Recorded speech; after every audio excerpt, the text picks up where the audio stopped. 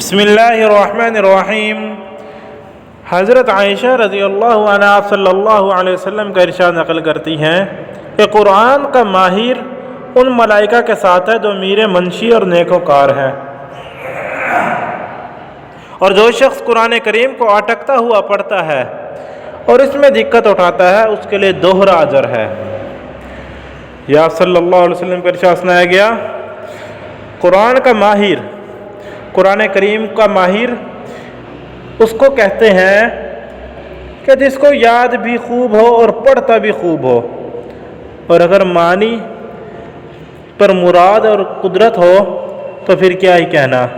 ملائکہ کے ساتھ ہونے کا مطلب یہ ہے کہ وہ بھی قرآن کریم کو لوح محفوظ سے نقل کرنے والے ہیں، اور یہ بھی قرآن کریم کو نقل کرنے والا اور پہنچانے والا ہے۔ تو گویا دونوں ایک ہی مسلک پر ہیں کہ محشر میں ان کے ساتھ اجتماع ہوگا۔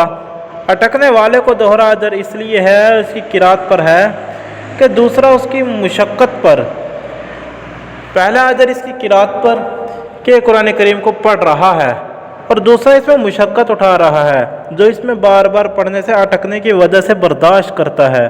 لیکن اس کا مطلب یہ نہیں کہ یہ اس سے ماہر کو بڑھا دیا جائے گا۔ ماہر کے لیے جو فضیلت فرمائی گئی ہے وہ اس سے بہت بڑھ کر ہے کہ مخصوص ملائکہ کے ساتھ اس کا اجتماع فرمایا۔ مقصد یہ ہے کہ اٹکنے کی وجہ سے مشقت کا اجر مستقل ملے گا، لہٰذا اس عذر کی وجہ سے قرآن کریم کو پڑھنے سے چھوڑنا نہیں چاہیے۔ ملا علی قاری طبرانی رحمہ اللہ کی روایت سے نقل ہے کہ جو شخص قرآن شریف کو پڑھتا ہے اور وہ یاد نہیں ہوتا، اس کے لیے دوہرا اجر ہے،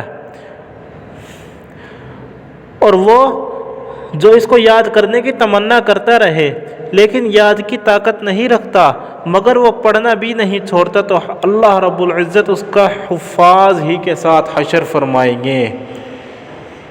کتنی بڑی بات ہے، قرآن کریم کو یاد کرنے کی کوشش کر رہا ہے لیکن قرآن کریم یاد نہیں ہو رہا، یاد کرنے کی کوشش میں لگا ہوا ہے، پڑھی جا رہا ہے کہ یاد ہو جائے مگر اسے یاد نہیں ہو رہا، تو قیامت کے دن اللہ رب العزت اس کا حشر حفاظ کے ساتھ فرمائیں گے، حافظ کے ساتھ اس کا حشر فرمائیں گے۔ اور قرآن کریم کو پڑھنے کی وجہ سے، قرآن کریم کو جب انسان پڑھتا ہے، پڑھنے میں جو دقت آتی ہے، جو مشقت، جو پریشانی آتی ہے، اس کا بھی اللہ رب العزت اجر عطا فرماتے ہیں۔ ایسے ہی نماز کے بارے میں ہے، نماز جب انسان پڑھنے کے لیے آتا ہے، ٹھنڈے پانی سے وضو کرتا ہے تو اس کو بھی اجر ہے۔ جب انسان گرمی میں، دھوپ میں دوپہر کی نماز پڑھنے کے لیے مسجد کی طرف آتا ہے تو گرمی میں سفر جو کرتا ہے، جو مشقت پریشانی اٹھاتا ہے، اس کا بھی اللہ رب العزت اجر عطا فرماتے ہیں۔ کتنی بڑی بات ہے، دین میں مشقت اٹھانے پر بھی اجر ہے۔ صحابہ اکرام نے آپ صلی اللہ علیہ وسلم سے ایک مرتبہ شکایت کی کہ ہمارے گھر مسجد سے دور ہیں، ہمیں اجازت دیں ہم مسجد کے قریب گھر لے لیں، لیکن آپ صلی اللہ علیہ وسلم نے انہیں روک دیا۔ فرمایا کہ جب تم گھر سے وضو کر کے نماز کے لیے چلتے ہو، نماز کے لیے آتے ہو، تو ایک ایک قدم پر اللہ رب العزت آپ کو ایک ایک نیکی عطا فرماتے ہیں، ایک ایک قدم پر۔ تو صحابہ اکرام نے جب یہ سنا تو جب گھر سے وضو کر کے، دور گھر تھے، گھر سے وضو کر کے دور سے نماز کے لیے آتے تو اپنے قدم مبارک چھوٹے چھوٹے رکھتے تھے۔ صحابہ اپنے قدم چھوٹے چھوٹے رکھتے تھے تاکہ جتنے زیادہ قدم ہوں اتنی زیادہ نیکیاں ملیں۔ وہ صحابہ تھے، صحابہ کرام سنت کو سنت سمجھ کر کرتے تھے، لیکن اکثر دیکھا جاتا ہے اب کہ سنت کو سنت سمجھ کر چھوڑ دیتے ہیں۔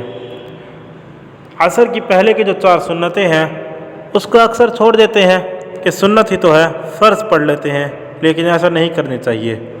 سنت کو بھی پڑھیں، سنت کا بھی ثواب ہے۔ دعا ہے اللہ تعالیٰ جو کہا سنا مجھے اور آپ کو عمل کی توفیق عطا فرمائے۔